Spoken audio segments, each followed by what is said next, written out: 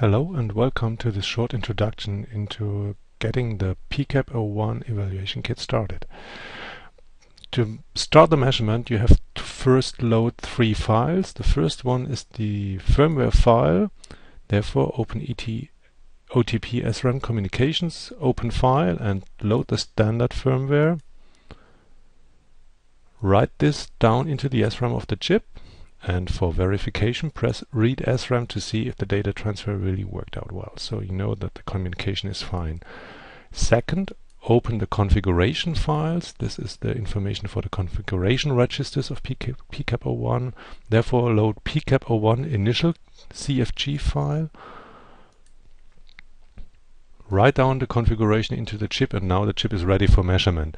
Finally, this is more for display issues. Load a settings file. This contains information about the labels in the software that you give.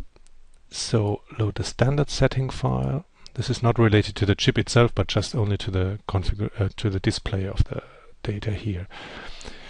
To show the results, there is a new diagnostics window to show the numerical data, and also a graphical window to show the measurement as lines. Here you can select which data out of the diagnosis window you want to get displayed. In our case, we want to see the C1 to C0 ratio, so that's why I push this button to get a display.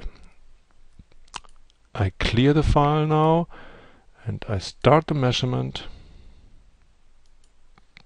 And so I can see in the display the numerical value. On the other side, if I go to the diagnosis window, then I see this here is the line that I'm interested in. It's the ratio C1 to C0, and you see the result actually is about 66 picofarad. Here's the graphical display. And you also see that the temperature, the internal temperature measurement is active. This is set here. So we calculate the ratio between the internal aluminum sensor to the polysilicon sensor. The temperature measurement is running together with the C measurement, and I can switch on the temperature measurement. This is the result here. For the internal temperature measurements, it's temp2, it's this value here.